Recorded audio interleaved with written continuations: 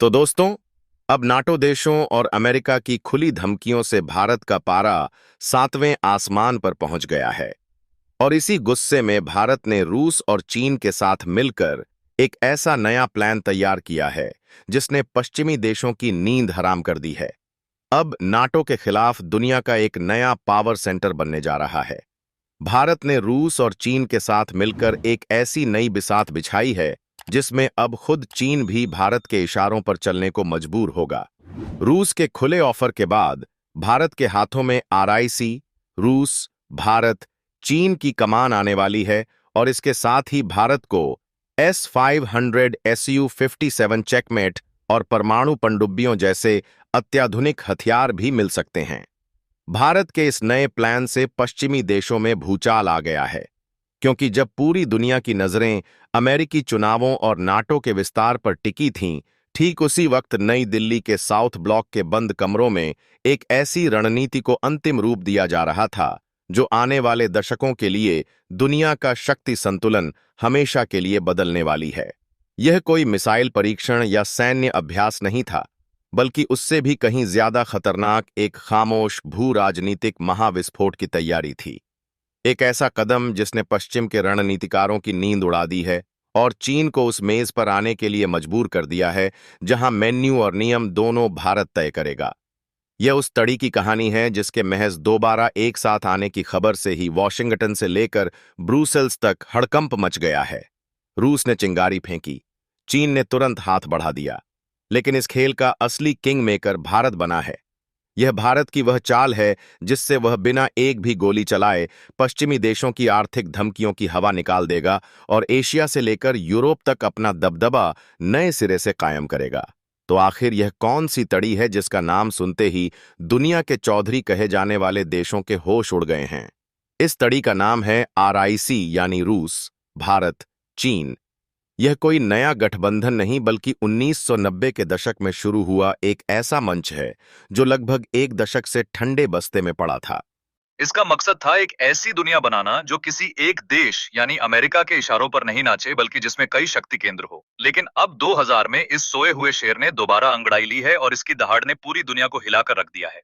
Moscow ने इसे फिर से जीवित करने की पेशकश की और बीजिंग ने बिना एक पल गंवाए हाँ कर दी। लेकिन इस बार इस तड़ी की चाबी, इसका नियंत्रण भारत के हाथ में है। भारत ने 17 जुलाई को दुनिया के सामने यह संकेत देकर कि आरआईसी की वापसी पर विचार किया जा सकता है, एक तरह से भू राजनीति की बिसात पर चेक एंड मेड की घोषणा कर दी है। सवाल यह है कि भारत ने आखिर यह कदम उठाया क्यों? इसका जवाब छिपा है पश्चिमी देशों, खासकर अमेरिका और नाटो के दोहरे रवैया पर और उनकी धमकियों में। पिछले कुछ समय से पश्चिमी देश भारत पर रूस से सस्ता तेल न खरीदने का दबाव बना रहे थे। नाटो के प्रमुख मार्क रूट ने तो यहां तक कह दिया था कि भारत को इसके लिए प्रतिबंधों का सामना करना पड़ सकता है। ये सीधी सीधी दादागिरी थी। पश्चिम चाहता था कि भारत अपनी ऊर्जा जरूरतों की कुर्बानी देकर उनके राजनीतिक एजेंडे का मोहरा बन जाए, लेकिन ये 2025 का भारत है, ये किसी की धौंस में नहीं आता। ओपी जिंदल ग्लोबल यूनिवर्सिटी की प्रोफेसर श्रीपणा पाठक के शब्दों में कहें तो भारत ने इन बयानों की कड़ी निंदा करते हुए दुनिया को साफ बता दिया है कि उसकी ऊर्जा सुरक्षा उसकी पहली प्राथमिकता है। भारत ने आरआईसी को पुनर्जीवित करने का संकेत देकर पश्चिम को एक आईना दिखाया है। संदेश साफ है, अगर तुम हमें दबाने की कोशिश करोगे तो हमारे पास दूसरे रास्ते भी खुले हैं और वह रास्ते तुम्हारी चौधराहट को खत्म करने की ताकत रखते हैं। भारत ने दिखा दिया है कि वह अपनी विदेश नीति अपनी शर्तों पर तय करेगा, किसी के दबाव में नहीं। आरआईसी की वापसी पश्चिमी धमकियों पर भारत का एक करारा और खामोश तमाचा है। आरआईसी को दोबारा खड़ा करने का फैसला सिर्फ पश्चिमी देशों को दिया गया एक जवाब नहीं है। यह भारत की एक बहुत बड़ी और दूरदर्शी रणनीति का हिस्सा है, जिसे आप गुटनिरपेक्षता 2.0 या रणनीतिक स्वायत्तता 2.0 कह सकते हैं। इसका मतलब है कि भारत अब ना तो पूरी तरह अमेरिकी खेमे का हिस्सा बनेगा और ना ही चीन रूस के पाले में जाकर खड़ा होगा। भारत अब खुद एक ध्रुव बनेगा, एक स्वतंत्र शक्ति बनेगा, जो अपने राष्ट्रीय हितों के हिसाब से किसी के भी साथ साझेदारी करेगा और किसी को भी चुनौती देगा। इसको जमीन पर उतारने के लिए भारत के हाथ में एक ब्रह्मास्त्र आ गया है। ब्रिक्स की अध्यक्षता 2025 में ब्रिक्स की कमान भारत के हाथों में होगी और यही वह मंच है जहां से भारत आरआईसी को नई ऊर्जा देगा। भारत दुनिया को यह दिखाएगा कि वह पश्चिम और रूस, चीन दोनों के साथ एक ही समय पर संवाद करने की क्षमता रखता है, वह भी एक नेता की हैसियत से। चीन को भी यह बात समझ आ गई है इसीलिए भारत को सकारात्मक संकेत देने के लिए उसने हाल ही में कैलाश मानसरोवर तीर्थ यात्रा के मार्ग को फिर से खोल दिया है। यह चीन की मजबूरी है। वह जानता है कि अमेरिका के खिलाफ उसे एक बड़े साथी की जरूरत है। भारत के बिना आरआईसी और ब्रिक्स दोनों ही अधूरे हैं। इसलिए सीमा पर तनाव के बावजूद उसे भारत के सामने सहयोग का दिखावा करना ही पड़ेगा। अब बात करते हैं रूस की। रूस के साथ भारत के रिश्ते सिर्फ तेल या हथियारों के लेन देन तक सीमित नहीं है। यह भरोसा और दोस्ती का वह रिश्ता है जो समय की हर कसौटी पर खरा उतरा है। और इस भरोसे की गहराई का सबसे बड़ा सबूत जानते हैं क्या है? वो है भारत का सबसे बड़ा सपना, कावेरी जेट इंजन। दशकों से भारत एक स्वदेशी लड़ाकू विमान इंजन बनाने की कोशिश कर रहा है। अब खबर यह है कि रूस भारत के इसी कावेरी इंजन को अपने सबसे उन्नत लड़ाकू विमानों पर परीक्षण करने के लिए तैयार हो गया है। यह एक ऐसी मदद है जो कोई और देश कभी नहीं करता। यह दिखाता है कि रूस भारत को सिर्फ एक ग्राहक नहीं बल्कि एक बराबर का रणनीतिक साझेदार मानता है। यही वजह है कि जब भारत आरआईसी के मंच पर खड़ा होगा तो रूस पूरी ताकत से उसके पीछे खड़ा होगा। जो कुछ दुनिया को दिख रहा है वह तो सिर्फ ट्रेलर है। असली खेल तो पर्दे के पीछे चल रहा है, जिसकी भनक अमेरिका और उसके जासूसी तंत्र को भी नहीं लगी। भारत ने आरआईसी को पुनर्जीवित करने की यह पूरी प्रक्रिया बैक चैनल कूटनीति या ट्रैक 2 कूटनीति के जरिए आगे बढ़ाई है। इसका मतलब है कि आधिकारिक घोषणाओं से पहले भारत के रणनीतिकार और राजनीतिक गुप्त रूप से रूस और चीन के संपर्क में थे। जब तक दुनिया को कुछ पता चलता, भारत अपनी पूरी बिसात बिछा चुका था। यह भारत की अब तक की सबसे शांत लेकिन सबसे असरदार कूटनीतिक जीत है। लेकिन आरआईसी का मंच सिर्फ बातचीत और व्यापार के लिए नहीं है। यह भारत के लिए अपनी सैन्य ताकत को कई गुना बढ़ाने का एक सुनहरा अवसर है। इस मंच की आड़ में भारत रूस के साथ उन रक्षा सौदों को अंतिम रूप दे सकता है जो अमेरिका की नजरों में खटकते हैं।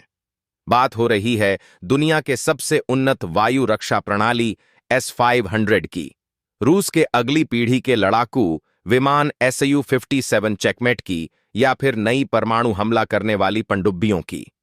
आरआईसी के ढांचे के तहत भारत और रूस इन तकनीकों पर सहयोग को उस स्तर पर ले जा सकते हैं जहां रूस अपनी सबसे उन्नत प्रौद्योगिकी भारत को हस्तांतरित करेगा, जो वह नाटो सदस्यों को भी नहीं देता।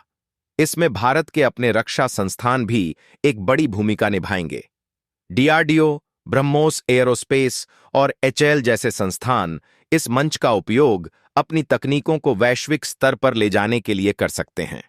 कल्पना कीजिए, ब्रह्मोस 2 हाइपरसोनिक मिसाइल के लिए रूस से तकनीकी सहयोग या भारत के अपने एम का लड़ाकू विमान के लिए इंजन प्रौद्योगिकी का हस्तांतरण। यह सब कुछ अब आरआईसी के जरिए संभव हो सकता है। यह मंच भारत को वह ताकत देगा जिससे वह चीन पर अपनी सैन्य निर्भरता को खत्म करते हुए उसे ही अपनी शर्तों पर प्रौद्योगिकी देने के लिए मजबूर कर सकेगा। यह एक ऐसा मास्टर स्ट्रोक है जहां भारत अपने दुश्मनों की ताकत का इस्तेमाल उन्हीं के खिलाफ कर रहा है। यानी भारत अब किसी एक देश या गुट पर अपनी ऊर्जा, अर्थव्यवस्था या रक्षा के लिए निर्भर नहीं रहेगा।